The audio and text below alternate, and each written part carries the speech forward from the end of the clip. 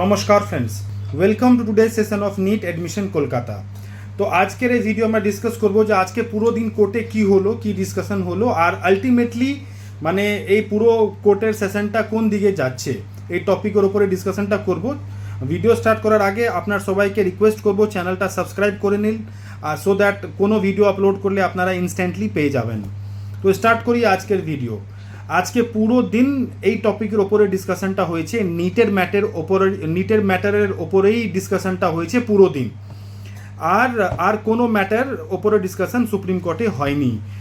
এই পুরো ম্যাটারে যে দুটোই পার্টি আছে, যে রিনিট চায় আর যে রিনিট চায় না, মানে এনটিএ আর স্টুডেন্টস, দুটোই পার্টির কথাটা শুনেছে কোর্ট। আর ফাইনালি এরকম লাগছে যে রিনিট হবার চান্সটা অনেক কম, কেননা লাস্টে যখন সুপ্রিম কোর্টের যে চিফ জাস্টিস আছেন তিনি বলেছেন যে একটা কোশ্চেন যার দুটো আনসার হচ্ছে, মানে বাচ্চাগুলো চ্যালেঞ্জ করেছে যে এই মধ্যে এই দুটো আনসারটা হবে না, মানে এই যে চ্যালেঞ্জটা হয়েছিল যার জন্যে দুটো কোশ্চেনের আনসারটা সবই বাচ্চাকে দিয়ে দেওয়া গেছে, যার জন্যে 44 স্টুডেন্টস, 44টা বাচ্চার অল ইন্ডিয়া র্যাঙ্ক 1 হয়ে গেছে, মানে 720 থেকে 720 মার্কস এসেছে।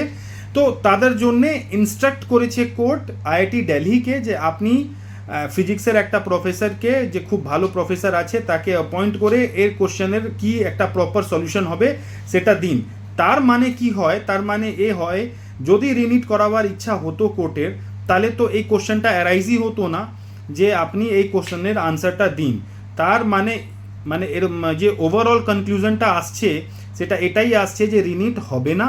তাই জন্যে কোর্ট এই ডিসিশনটা দিয়েছে আইআইটি দিল্লিকে যে আপনি টিম বানিয়ে, একটা পুরো টিম বানিয়ে আপনি এই কোশ্চেনের আনসারটা কি হবে, জেনিউন আনসার, কেননা ওই কোশ্চেনটা ফিজিক্সের কোশ্চেন আছে, ওর কোশ্চেনের আনসারটা কি হবে সেটা ক্লিয়ার করুন। তো এই স্টেটমেন্টটা কোর্ট দিয়েছে, আর কালকের জন্য ডেটটা অ্যাডজার্ন করে দিয়েছে যে কালকে ফয়সলাটা শোনাবে। তার মানে যে যদি রিনিটের চান্সটা হতো, রিনিট করাবার ইচ্ছার হতো, তাহলে এই আইআইটি দিল্লির স্টোরিটা আসতো না। তো আমার কনক্লুশনটা এরকমই যে মানে রিনিট হবে না, কালকে যে ফয়সলা আসবে ওই ফয়সলার মধ্যে এটাই শুনবেন আপনারা যে রিনিট হবে না। তো এই ভিডিওটা এইটুকু, আর এরকম ভিডিওসগুলো আনতে থাকবো। কাউন্সেলিংয়ের তৈরি চালু করে দিন, কাউন্সেলিংয়ের প্রিপারেশনটা চালু করে দিন। কাউন্সেলিং 24-25 তারিখ থেকে স্টার্ট হয়ে যাবে, অল ইন্ডিয়া কোটার কাউন্সেলিং স্টার্ট হয়ে যাবে। কাউন্সেলিং রিলেটেড কোনো কোয়ারি, কোনো ডিসকাশন, কিছু জিজ্ঞেস করার জন্য আপনারা কন্ট্যাক্ট করতে পারেন, আমাদের অফিসে আসতে পারেন বা আমাদের নাম্বারে কল করে ডিসকাস করতে পারেন। আপনাদের মার্কসের ওপরে বা র্যাঙ্কের ওপরে পুরো ভারতে বা পুরো ওয়েস্ট বেঙ্গলে কোথায় কি পাবেন, এমবিবিএস, বিএমএস, বিডিএস, বিএচএমএস কি পাবেন সব কিছু আমরা এক্সপ্লেন করব। ইন্ডিয়া, অ্যাব্রড, যদি আপনারা বাজেট ইন্ডিয়ার নেই তো অ্যাব্রডে কোথায় কি পাবেন সবই কিছু এক্সপ্লেন করব।